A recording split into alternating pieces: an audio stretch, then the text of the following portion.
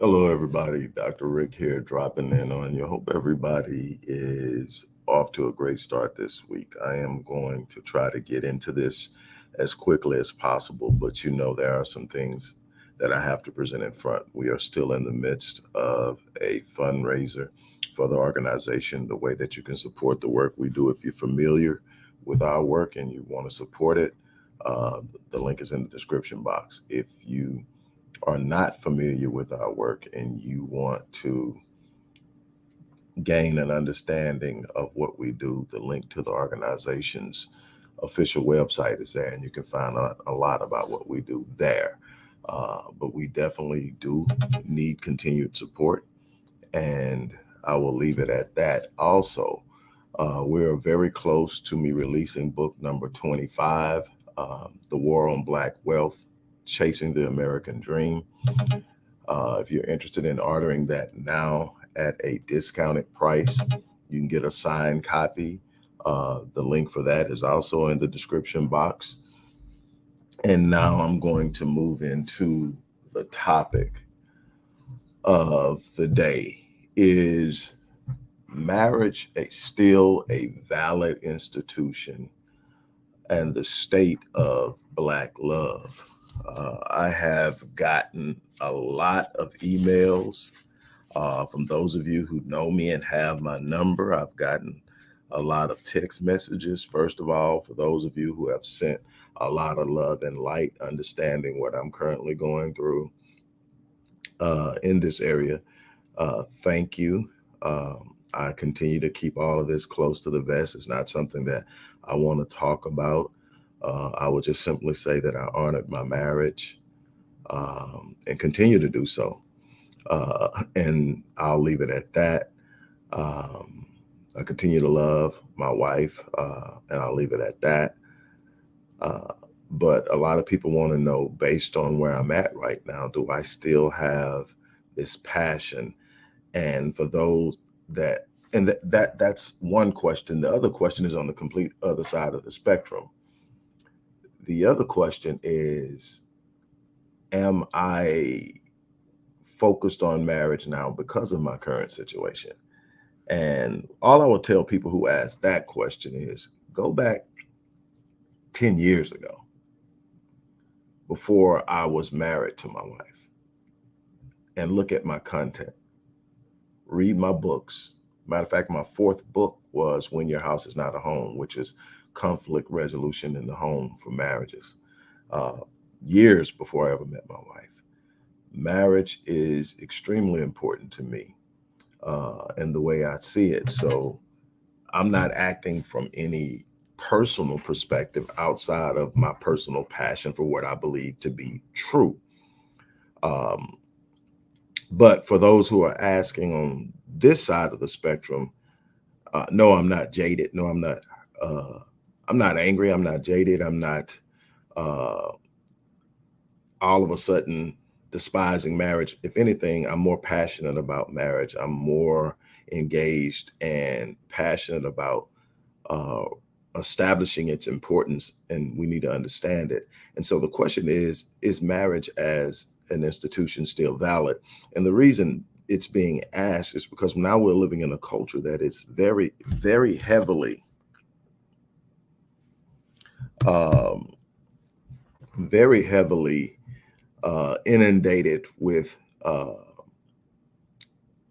individualism, selfishness, and an overemphasis on it's about you. And it takes away from the very concept of what marriage is all about and what we should be teaching our children, which is one of the reasons why marriage is so important, because it is the foundation of the family institution.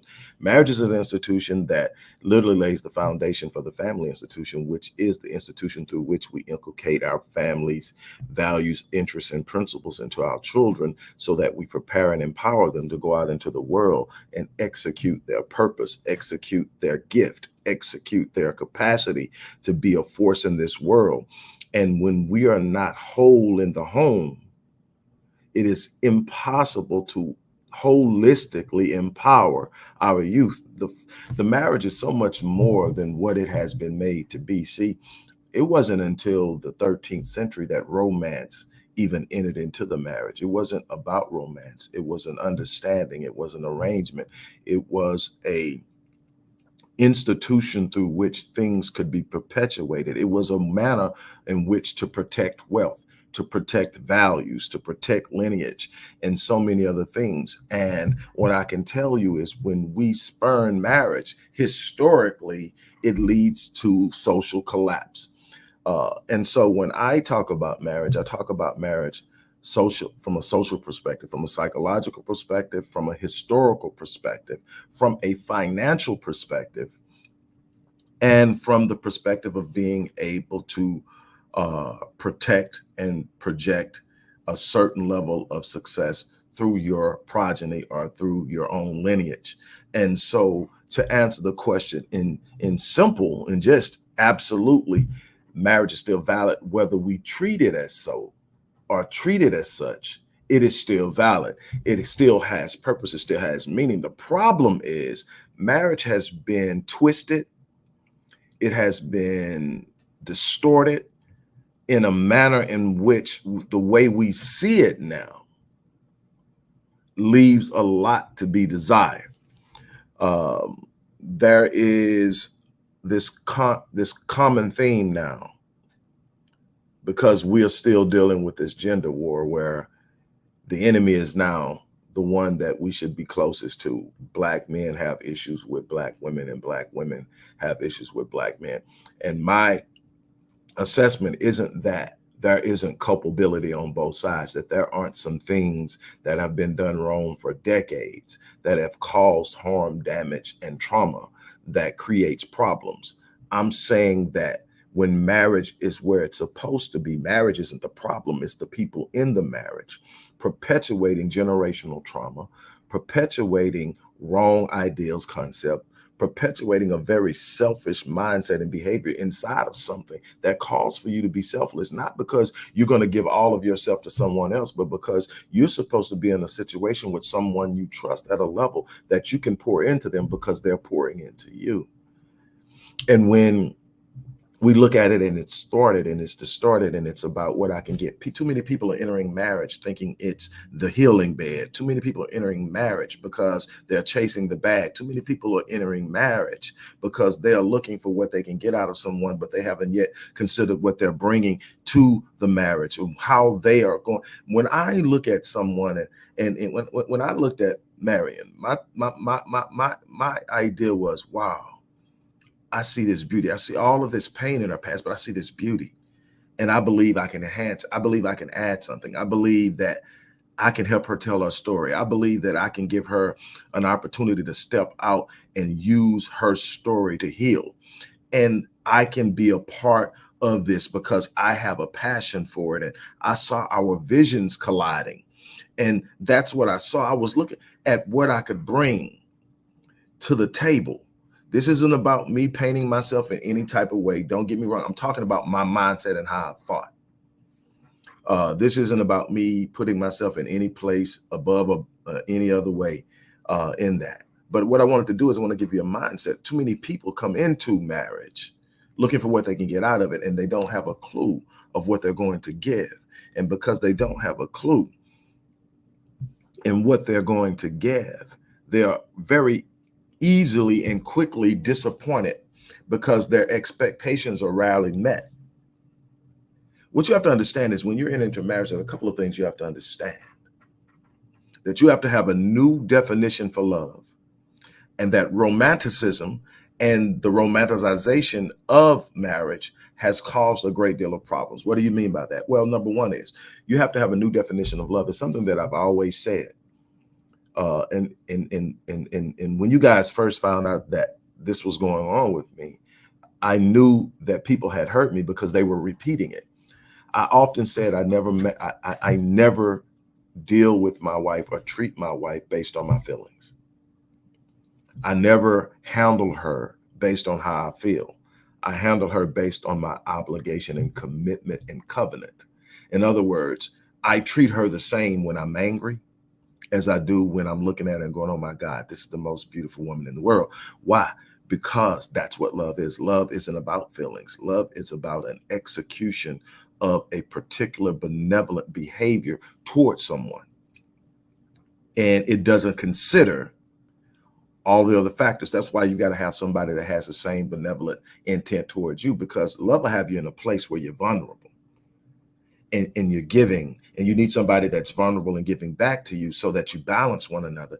And it takes trust, and it takes a bunch of other things. But the problem is now everybody's basing something on a feeling. Let me tell you something. You can't make a commitment to spend your life with someone. You know, that whole little thing you say, through sickness and health, through riches and poor, and sickness and health, and all this other stuff, to death do you part. That's the part right there. That's the part that you say, you committed, you made a vow before yourself in the Most High.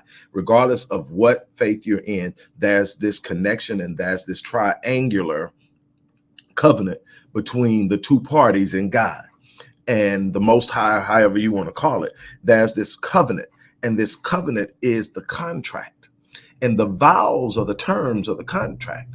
And it says, until death do us part. And you hear in the administration of the ceremony that the guy is the minister or whoever is saying, and what God has joined, let no man separate. And in that is the covenant. And here's why the covenant is important, because the covenant sets the terms of engagement, the rules of engagement, how you're supposed to carry yourself, what love really truly means. I'm going to execute these principles. I'm going to do X, Y, Z. Here is what the challenge. You are not going to sit up and say, I'm going to spend my life with someone, marry them at 30. And if you live a full life, saying you're going to end up with at least 40 years with this person, and think that you're going to have every day where it's peaches and cream and it's all love and it's glory and everything is just like, oh my God, I melt every time I see you. You're going to have times you're not on the same page. You're going to have times when you're not thinking alike. You're going to have times when you're looking at them going, what in the hell did I do? And you're going to have something that stabilizes you. You're going to have something bigger than your feelings, something bigger than your frustration, something bigger than your emotions. You're going to have something that says, I made a commitment. Now, this is not for people who have found themselves in abusive situations. I need to make that disclaimer quick. You are never to sacrifice your peace in exchange for misery. There has to be some ability to look at it and say, okay, we're two humans. I see the good in this person. I see the good in their intentions. They mean well. And I have to be willing to sit up and look at this person and say, hey, look, we're human. We're trying to figure this thing out. And I'm committed to it. Not because I'm in the best space right now, not because I'm just super happy, but because I made a commitment. This is a problem right now. This is a problem right now, because people are being encouraged to bounce because they're not happy. When I was writing When Your House Is Not a Home, which is my first book on marriage, one of the writers and pieces of work that I studied was a book called Sacred Marriage. And it was written by a guy by the name of Gary Thomas, who is a Christian writer. And on the cover of the book, he immediately framed and contextualized the approach that we needed to take while reading the book. And it's also, he contextualized the idea of marriage ordained by God. On the cover of the book, there's a question. It says, what if God's intent for marriage was not as much to make you happy as it is to make you holy? What if marriage was going to be that challenge that was going to pull you out of your selfishness? What if marriage was that challenge that was going to pull you out of being self-centered and narcissistic? What if marriage was going to take you to a place where you were going to have to sacrifice in ways that you never thought possible? What if marriage was going to teach you how to anchor yourself in storms and persevere through difficult moments? What if marriage was that place where you were going to show up and exemplify and represent God in ways that you never thought possible? What if happiness was simply a byproduct of living in the truth of your covenant? And so that we're clear, the vast majority of my validation, I'm not coming from a religious perspective. I may be coming from spiritual, I may definitely be coming from biblical, but not religion. I'm talking about sitting up and saying that there are some things that happen when you make that covenant. If you study, there's nothing that God holds more dear than covenant. When God cuts a covenant, it solidifies. That's what the Old Testament and the New Testament is, an old covenant and a new covenant. Which and if you look at the book of Malachi and you go to the second chapter and you look at what Malachi is saying to the Levites, because Malachi was a prophet sent to the Levitical priesthood specifically. It's something that is very rarely talked about because of how Malachi is normally used, but we won't get into that. But in the second chapter, the prophet is talking to the priest and he's saying what God is saying to them. You come before my altar and you shed tears over my altar. You weep and you cry and you wonder why you do not receive. It's because I have been observant and aware of your dealings, your treachery with your wife, who has been your wife since youth and your wife by covenant. God say, I won't even answer your prayers when you break the covenant. He totally destroyed Tyre because they broke the covenant that was made by the king with Solomon. What am I saying? I'm saying that covenant is something that we really need to look at. But let's look at the inner workings of the marriage and why the marriage is valid now. We know for a fact that when we're not operating and giving value to marriage, we haven't stopped procreating. So that means that now we've gone in the Black community from 1960, where 75% of Black youth were born into two-parent households, to now where 75 to 76% of Black youth are born into single-parent households, and then another large percentage end up in single-parent households because of divorce. And so now we have the vast majority of our youth growing up in non-conventional, conventional, non-traditional homes. Here's the problem. Number one is that adds to the poverty equation. The median earning, the median income for a Black man is 44,000. The median income for a Black woman is 40 or 42,000. The cost of living is increasing. Having a kid here and then having to move over here and still support the kid leads to poverty, and it leads to a situation where the kid doesn't get the best, because the two coming together and functioning creates a better financial environment. It just does. That's one thing. Plus, two heads are always better than one. And I'm using some old stuff that my grandmother gave me. Excuse me if it's not technical or scientific enough, but two heads are better than one. Now, let's move off into the deeper workings, because the biggest part of this is one of the responsibilities after you procreate is to prepare that child to not only survive in this world, but to thrive in it, to literally be able to access their gift, activate it, and make it explode into the world, and to be powerful, and to make their presence felt, and to be autonomous and independent of any system that will squeeze them and shrink them into a non-existent state.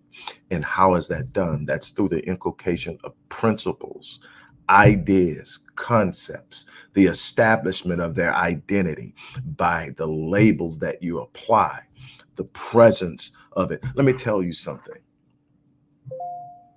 As effective and as fluid as a woman can get, she can never teach a boy to be a man. I have had that debated with me, and it's real simple.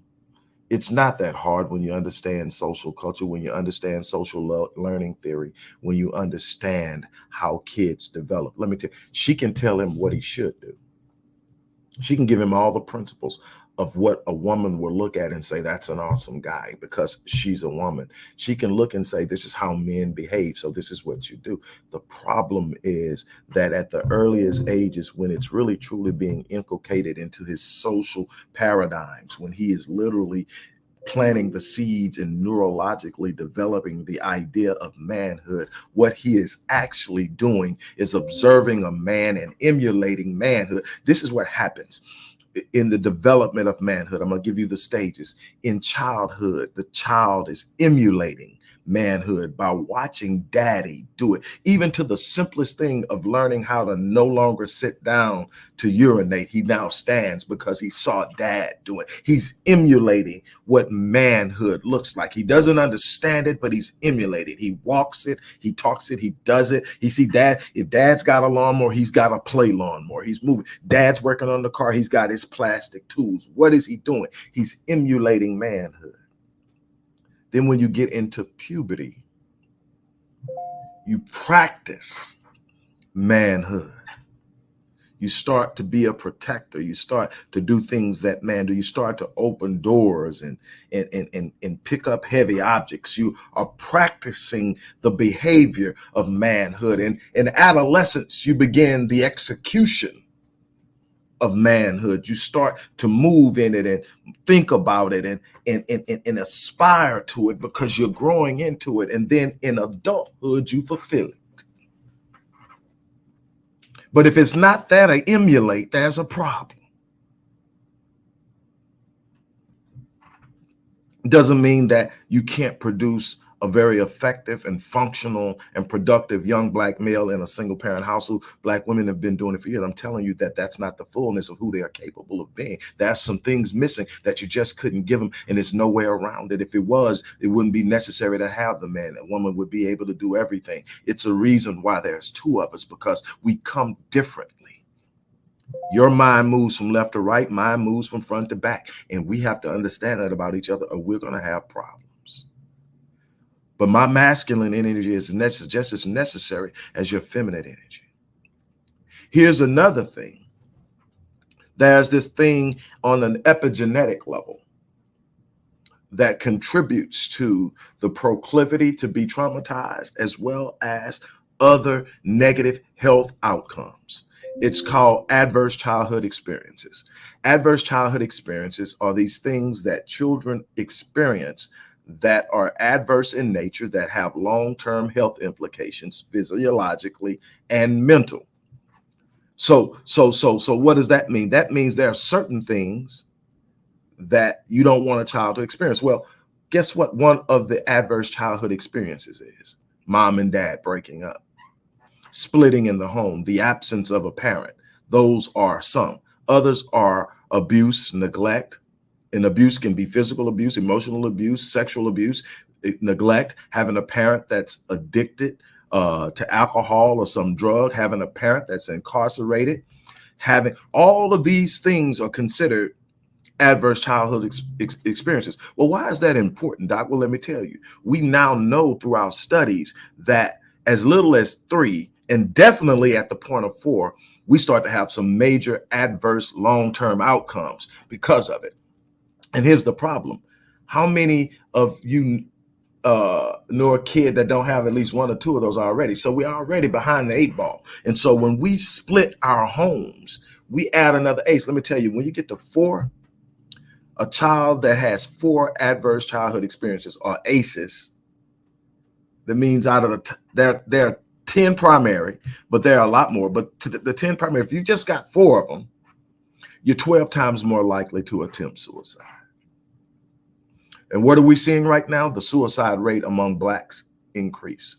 The suicide rate among Blacks Black males between the age of 14 and 24 has increased by 49% over the last 6 years.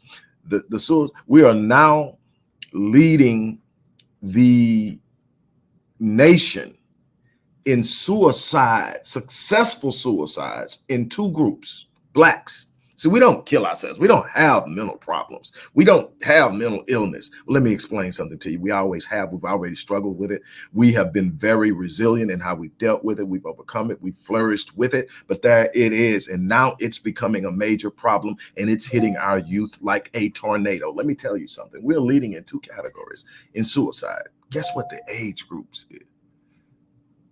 10 to 13 and 5 to 11. Don't ask me why they intersect and cross over, but 10 to 13 group and 5 to 11, we lead, and it's girls.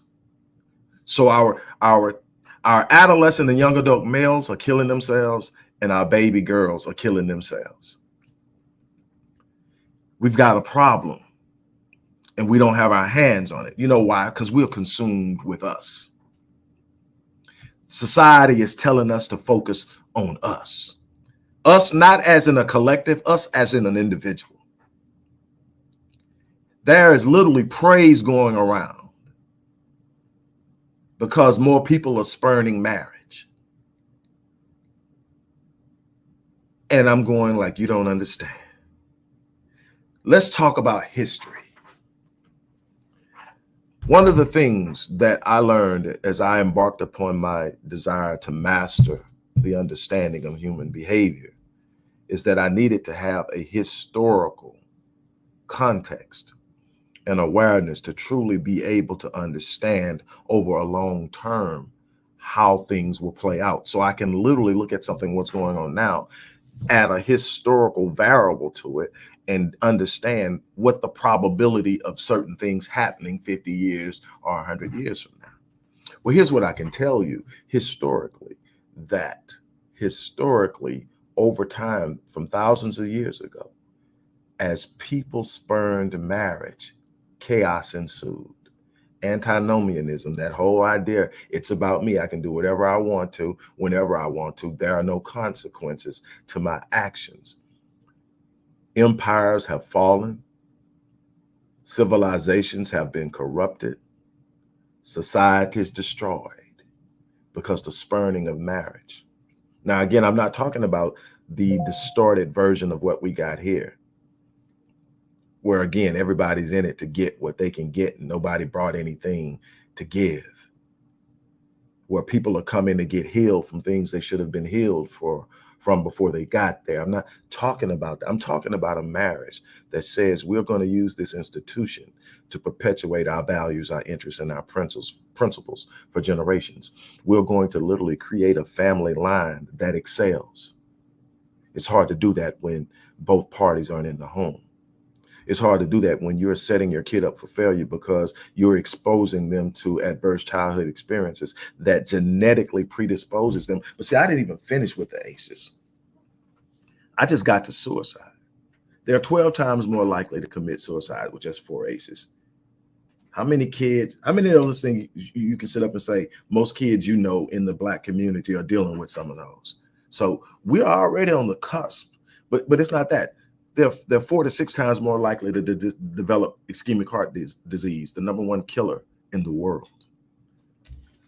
They are 4 to 5 times more likely to develop poor behavior, being sexually promiscuous, which leads to other complications. They are 4 times more likely to develop type 2 diabetes. These are lifelong implications. It doesn't just stop after they become a child. After they become an adult. These are things that we're literally sitting up and selfishly exposing kids to because we have gotten caught up in ourselves. The state of Black love can't be the focus on romanticism. I have nothing against romance.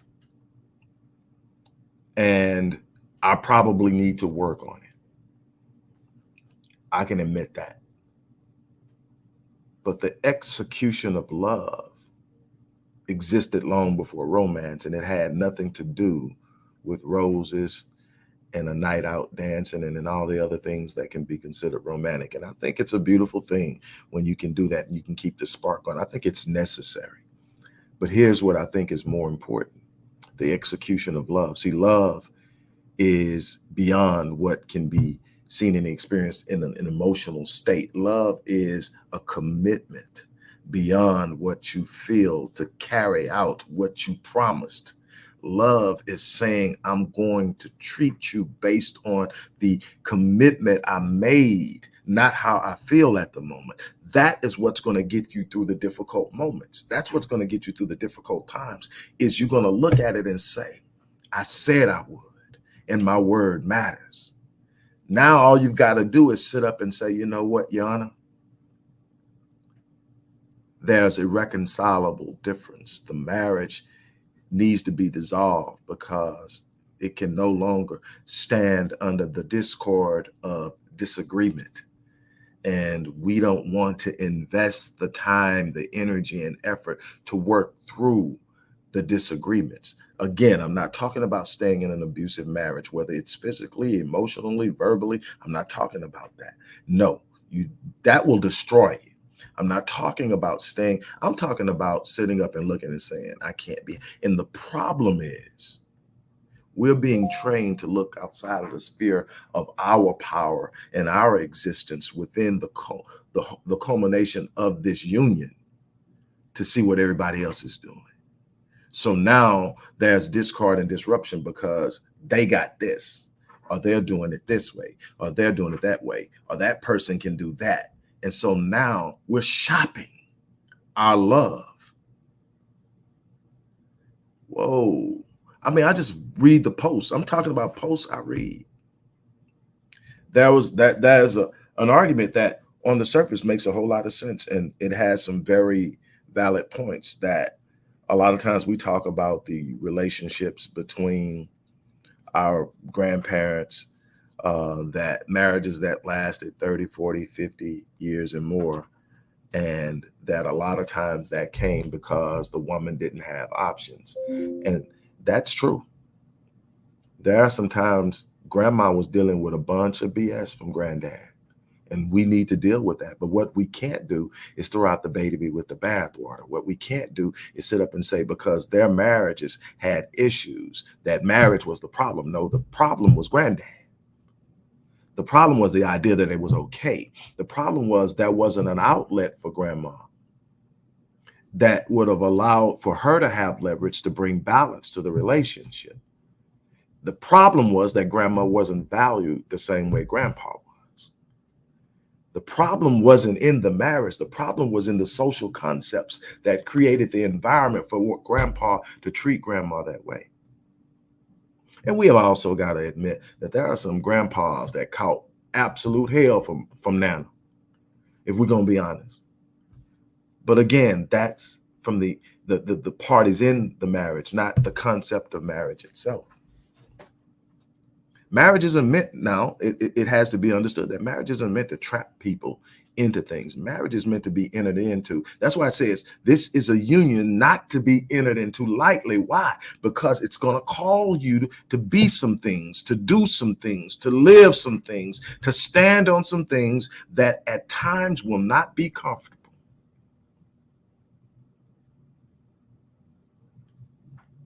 Marriage is not a place to go get healed. Marriage needs two people who are as close to whole as possible to come together, because the challenges of living with a person day in and day out, night and day, for the rest of your life,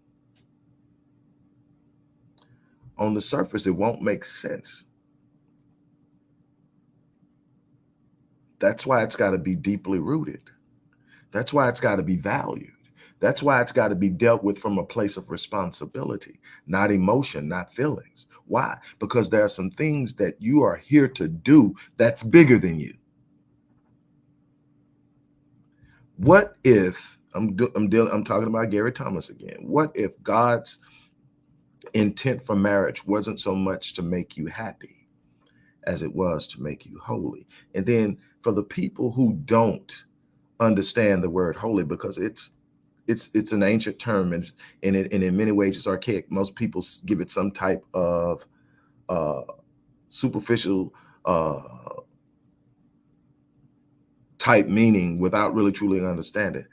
Well, to really truly study it, you simply have to go in and understand what the word meant when it was used. I like to use God as the standard of holiness. And then I explain what holiness is. God said, "Be holy, for I am holy." So there's a demand for holiness. And what is holiness? If we're talking about this, regardless of what faith you claim, there's a level of holiness. You might not call it that, but it's a level of holiness. So let's give it a new name that everybody can understand. What does God mean when he says I'm holy? God means that I have a standard that I have set that is the absolute pinnacle of performance and behavior. That's my character. The character of God is what God holds to be true and dear, and what he has established as truth, and what he has established as the standard of behavior. God has that value. That's his character. God has never violated his character. That's his holiness. What's another word for it? Integrity. Integrity is the strength of character. You can have a value system, but how well do you stick to it when pressure hits? How well do you stick to it when people aren't doing what they're doing? How well do you stick to it when things aren't going? That is your integrity. So holiness is just that. What if God's intent for marriage wasn't so much your happiness, but the development of your integrity? So that in life, in every area, you execute as you were designed to execute and carry out what you were designed to carry out, beginning with parenting your progeny within an environment that ensures that they have the best chance to succeed in this world.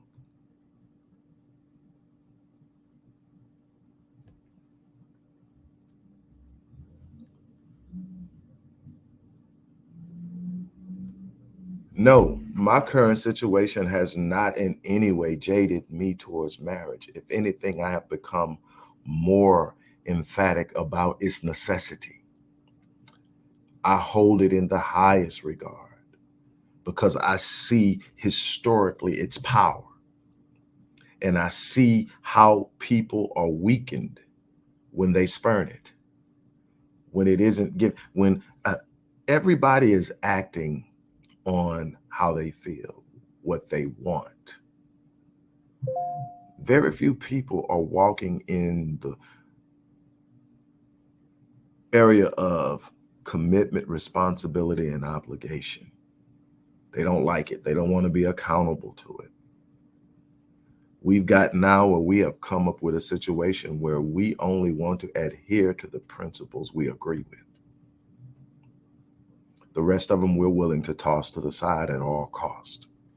What I'm telling you historically, that tells me society is spiraling out of control. And if we don't change our view on some things, very important things, one of which is marriage, also the dynamic between male and female in our race is important. We are headed for disaster. We are headed for disaster. And we're going to go out in a blaze of glory, having a blast. But they'll read about us in the history books. The people with so much promise, so much potential, so much to give, but they lost themselves in chasing an illusion. They surrendered their power economically, socially, physically, in every way that you can imagine, chasing an illusion. I will close out this segment with a revisitation of, matter of fact, let me just pull it up. That's easier. That way I can give it to you. Hold on. There we go. And of course, it doesn't want to open up now. There we go.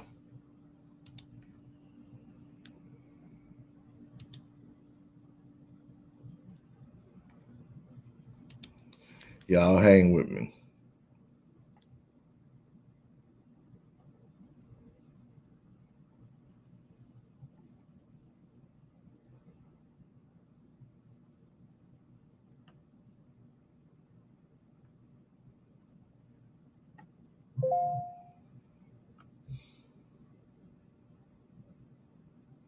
Here it is.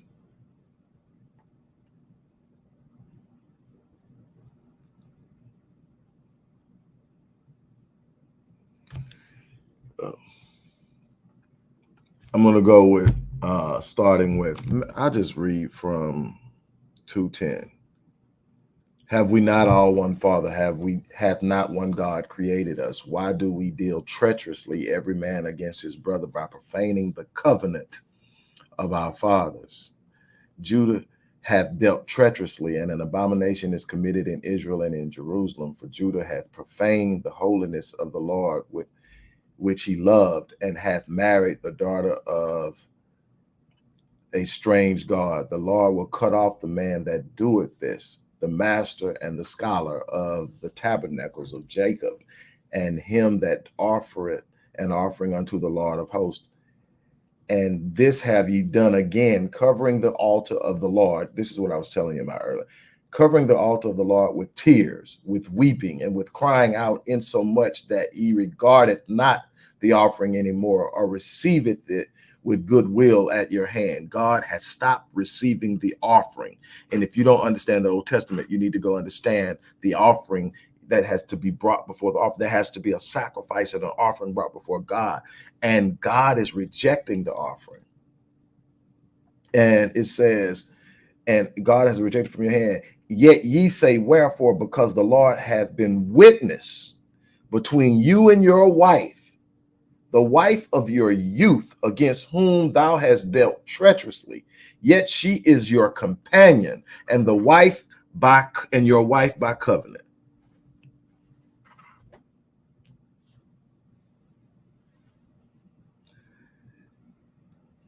Nyasha, it's not the marriage, it's the way the marriage has been twisted and contorted to fit manipulation. The marriage in its purest state is one of the most powerful forces you can ever imagine. The marriage is meant for both people to operate at their height. Let me explain something to you. There's a natural behavior between in distinct between man and woman, male and female. Let's call it that way, male and female. Even in the way that our brains operate. Females operate from left to right. God gave them a stronger sense of tuition and emotional connection. That's because they were going to be nurturing the kids, and they needed to be able to sense things. They needed to be able to see things. Their spiritual insight is off the chain. Doesn't mean that we don't have it. It means that they naturally have it at a higher level. Anybody can strengthen anything about themselves. Men, brains move from front to back. What does that mean? That means that we literally identify with our work. We literally gain our sense of identity, our confidence from what we're able to produce and sustain. A part of being a man, a part of being a father. Matter of fact, the Hebrew word for father is sustainer. In other words, I created it and now I sustain it. There's something in it that brings identity. But here's the thing. In both of these realities that we exist, there is feminine energy predominantly more prevalent in a female. There's masculine energy, predominantly more prevalent in a male. And when you bring these two energies together, you sync them. That's what he says, and the two shall become one. You sync this energy, you connect the two. And when you sync the energy and you connect the two become one. What happens? You now have what we call synergy, synced energy. What happens when you synergize something? You create a force greater than the two individual forces could have ever created on their own. There's power beyond what you can imagine when you properly execute marriage. That's what we're missing. That's what's happening. And there is a force behind it. There's always a spiritual reality existing within the third dimension that is a cause of a lot of things that we miss and we don't see. And we normally succumb to the forces outside of our sight because we're so fixated on what we can touch. We are losing a battle in a very horrible way.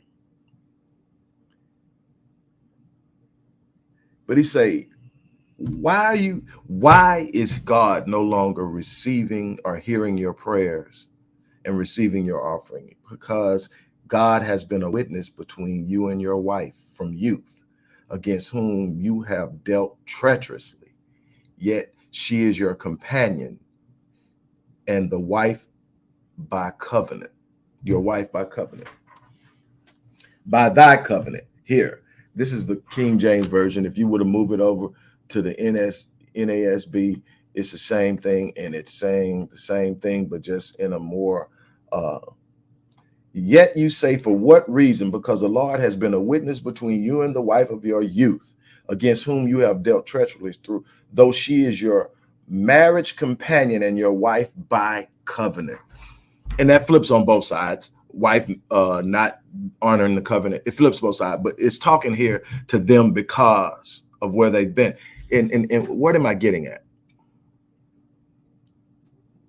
The idea that you're going to be in a long-term relationship with somebody year after year after year, and you're going to carry that relationship solely based on the feelings you felt at the beginning of the relationship is ludicrous. It's one of the main causes outside of money that destroys relationships, because there's this expectation that you're going to make me feel good. And you miss the point. Is she executing the covenant? Is he executing the covenant?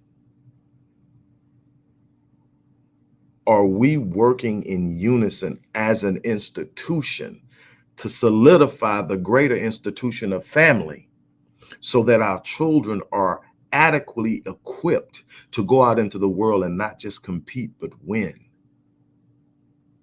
Are we sitting up and creating an environment that insulates our children against psychological, emotional, and social trauma? Are we carrying out our responsibility, or are we failing our children in pursuit of foolish, selfish goals?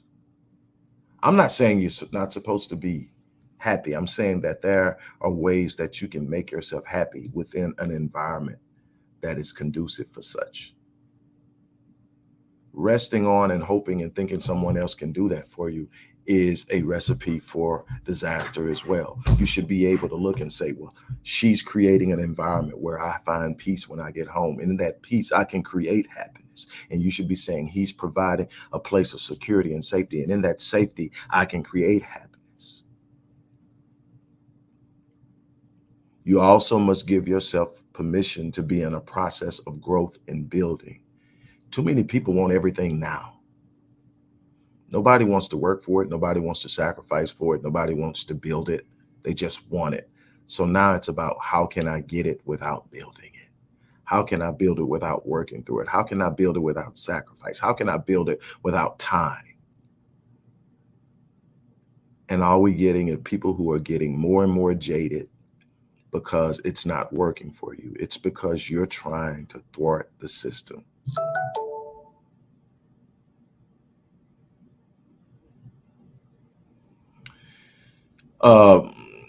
Tara poses the question, men are known to be big benefactors of marriage. Should women also benefit from marriage? I think that I've been very clear in expressing that. I think that, first of all, we need to look at marriage and where it stands. I think that in the proper context, both benefit and both benefit equally. If you're not benefiting equally, it's because you didn't construct it correctly. It's because you went into it wrong. Also, a bunch of the ideas and opinions about marriage are being force-fed to you by those trying to destroy it. Number one is, a marriage is an unbelievable force in protecting, providing, and projecting generational wealth. Not the only thing. A man who knows who he is a protector before he's a provider. Literally. So another benefit that a woman has is being under the spiritual covering of a man. And if you don't understand the importance of that, there's a lot of problems. See, the number one thing that I am before I'm a provider, and I'm that, is I am a protector. Nothing comes to you without coming through me. spiritually, emotionally, psychologically, financially. Everything comes through me. There are things right now that I protected my wife from that she will never know about. Why? Because her just knowing creates unease, and I'm protecting her from her own unease. I'm protecting her from things. That's something that should be a benefit to the woman. Security, safety, love, the benefit. Not having to do everything on their own, not having to carry the entire load. It's too many women out here falling for this idea that only men benefit from marriage, and you're sitting by yourself right now, struggling, trying to figure out how you're going to make ends meet. You got kids, you got everything. Some of y'all are single and still going through all these difficulties, and there's this idea that only men are no.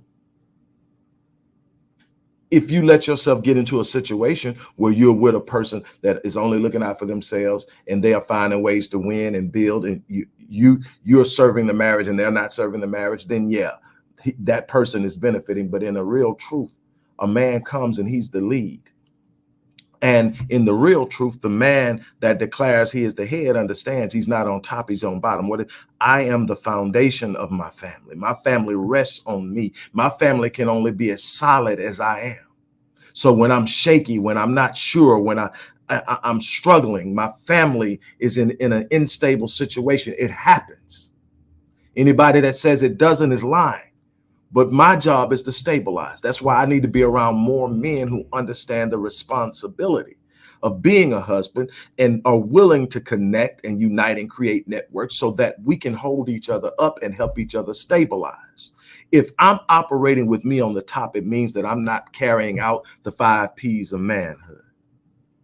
First P of manhood is protect. The man is a protector before he's a provider. What do you mean by that? At a certain age, when a boy starts to go into puberty, he starts to generate testosterone at a level higher than his female counterpart, much higher. She's producing more estrogen than testosterone, but he's producing testosterone. And what is happening? He's becoming more muscular. He's growing at a more rapid rate. He's becoming larger and stronger. But here's another thing that he's becoming. He's also, through that testosterone, becoming a little more edgy and aggressive. Now, here's the thing, and this is what we teach our young boys and Black Men Lead and the young men that I mentor. Here's what we're teaching. That when you enter that stage where you start to become bigger, where you start to become stronger, where you become a little bit more aggressive, it's not meant for you to turn on her. It's meant for you to protect her. That aggression is to ensure when you need to make a move to defend her, you have enough aggression in you that you move past the fear or trepidation or whatever might be standing there, and you go handle your business. Your natural state before you ever get your first job is you're big enough to defend a female your same age in your space. She should feel safe around you. That's the first P. The second P is provider. Now, because we've commodified the man, especially the Black man, all provide means now for the average woman is how much money you have to take care of me. That's so much he's supposed to be providing. He is actually supposed to be a nurturer. That's in ancient scripture. He's supposed to nurture. He's supposed to provide you a level of nurturing. He's supposed to provide you advice. He's supposed to be able to provide. He's supposed to be able to lead because he has a vision of where the family is going. Your vision and his come together, but he's supposed to be able to provide you with a covering, support, guidance, just so many different things, and a roof and food and money and all this other stuff. But he's supposed to provide. So it's protector, provider. What's the second one? Promoter. What is that? See, a man who knows who he is isn't out promoting himself by using his family. He's promoting his family. Anybody that's ever followed me knows I constantly talk about what Marion does. I've constantly talked about who she is and how proud I am of her, that she came through and did all the things she did and the things she overcome. I talked about her book. I sent you to her channel so that you could check it out. I'm the one that built the channel. I built her websites. What am I doing? I'm promoting my wife. I'm putting her up. Not so I could be seen, so that the world can see her, because she has a gift. She has something she needs to be sharing. She has something she needs to be giving. That's a promoter. So I got a protector, a provider, a promoter. What's next? Oh, this is where it gets real deep. See, he's supposed to be a priest, not in the religious sense, but in the spiritual sense. See, the priest comes before God in a special way. It's not that the wife isn't in the house praying. Anybody that's got a wife that's connected to God at all, she's praying. That's what she's doing. The priest isn't praying. The priest is praying for provision. The priest is praying for protection. The priest is praying for revelation. The priest is praying for guidance so that he becomes the covering over the entire family. And then there's the prophet, not in the sense of being able to see into the future, the prophet that speaks to and into those he covers, from the wife to the kids. You're powerful, you're blessed, you're beautiful, you're strong, you're capable, you're a winner. You got this. Just speaking into it. So you got the protector, the provider, the promoter, the priest, and the prophet. When you have that man in the house, trust me, the woman is benefiting.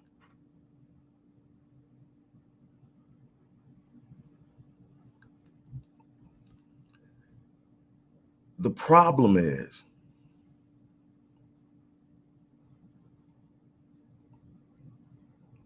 most people are going into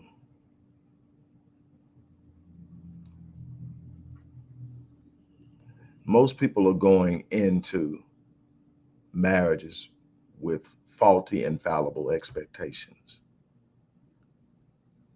Most people have culture dictating what marriage should be. Historically speaking, look at those who were in marriages and those who weren't and tell me who benefited the most. Don't tell me what you're feeling right now. Don't tell me about your particular situation, because now you're judging an entire institution on something that may not be established and set up correctly. Look at the history of it. I can tell you from my studies, you prove me wrong, that whenever you spurn marriage, economies collapse, societies collapse. There is a purpose. You can't tell me again. You have people saying marriage, I don't want marriage. Okay. So we're going to stop procreating, right? Because I'm telling you that you put a kid at a disadvantage when you put them in a single parent household. Then if you're saying, well, we're just going to live together, again, now you've started something. Again, you're procreating with nothing to hold you in position. No covenant, nothing. I can leave anytime I want to. I have a right to. And then I do that 3 or 4 times, and now I've got kids in 3 or 4 houses. The average man can't afford that. So now what? I've created poverty.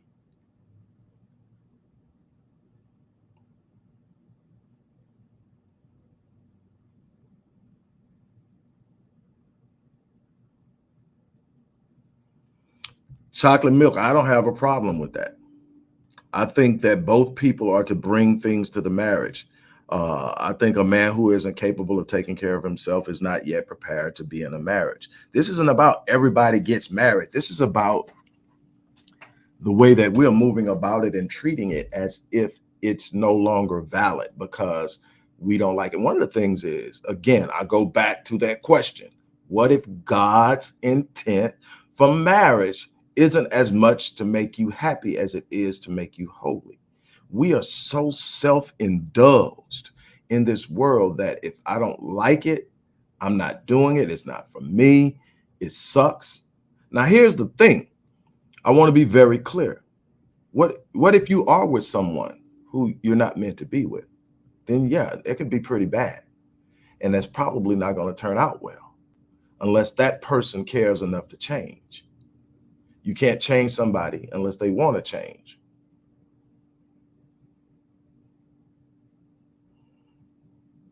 You can't change someone unless they want to change. What you have to do is you have to sit up and understand what you're walking into. You have to set the parameters. You have to set the boundaries. You have to set the expectations. You have to understand what you're entering into. But what I can tell you is the moment that you start procreating, the game changes. the game changes and the responsibilities are locked in. You can walk away from a marriage, but that child still exists and that child is going to be affected by it. One of the aces are parents splitting. It's because we have learned just how emphatically impactful the split between parents is to children. It's emotionally traumatic. And it doesn't matter that you don't like what's going on at the moment. It doesn't matter that I'm not really feeling it right now. What matters is there's a responsibility that was created that should have been created under the understanding of what the long-term responsibilities were going to be and the best way to execute them. I'm not talking about trapping. That's the whole idea. Everybody's so this new I feeling liberated stuff. Historically, what has it led to? Not, this whole idea. Nobody should feel locked in and miserable. But a lot of times that's because of the way you're looking at it. That's the way you're looking at it. It's making you feel locked in. It's making you feel trapped. What are you building? What's there to get excited about? What are you building? What does the future look like? How many lives are you touching outside of your own?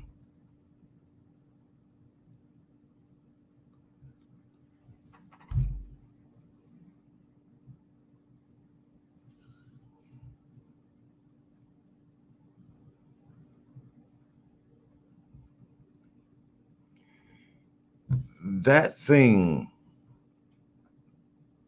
that we talk about, Black empowerment,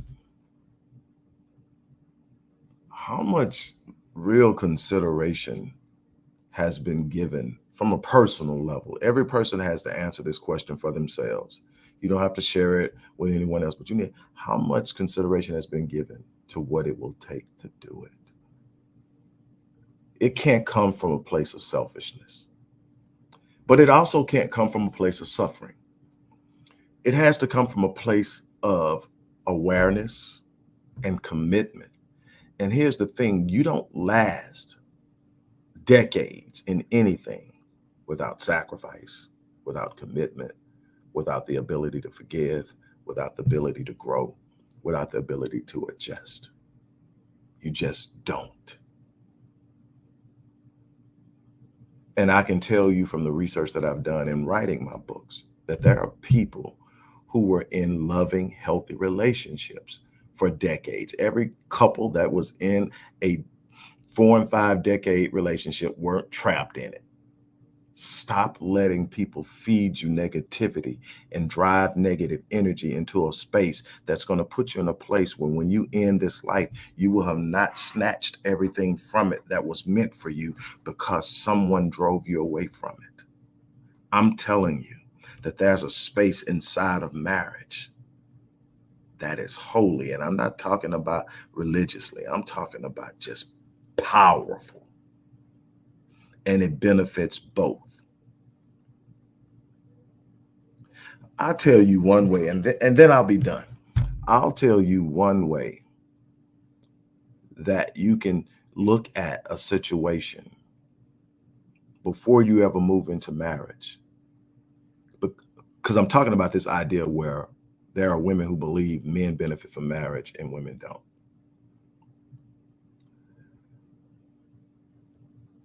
Have your partner, each of you, if you decide, okay, we're serious about this and we're thinking about uniting as a couple in covenant, each person should sit down and write their vows in specific detail. And when your spouse gives you their vows, you read those vows and you ask yourself, do I benefit from them? If this person executes this, do I benefit? And if the answer is yes, then you benefit from the marriage. And then second of all, you have to also give place for humanity. There are going to be some times they're a little late. There are going to be some times they're a little slow. There are going to be some dates they forget. But are they showing up every day to love me? I don't mean emotionally. I don't mean romantically. All that's great. I mean, are they answering the bell and delivering what they promised me they were going to do? Are they getting up every day and giving it everything they have? Are they dismissive or are they attentive? Are they responsive or do they ignore concerns? See, you're not going to get perfect, but you can get responsive and you can get attentive. Means that when you tell me something's not right, I deal with it. I fix it. I work on it. I change it. Why? Because I love you.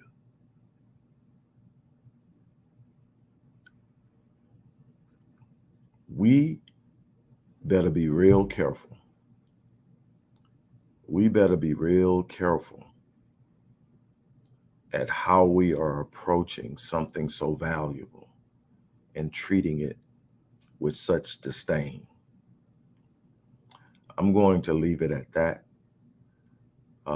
You guys have a great day. As I said at the beginning of this video, over an hour ago, we could definitely use your support. The information to show how you support the organization and the work we do in the community, one of which is working with young boys to socialize them into manhood, to be men who can deliver on the 5 Ps. That information is in the description box so that you can support it. On that note, I'm out of here. Thank everybody for stopping by and participating. You are appreciated. Thank you, D. Darrell Life Solutions, for dropping in, and thank you for your gift, brother. Your contributions are appreciated. Align Otto Dotson, thank you for sharing about your marriage, your 26-year marriage. And something I'll leave you with. When you have a man who is truly a protector,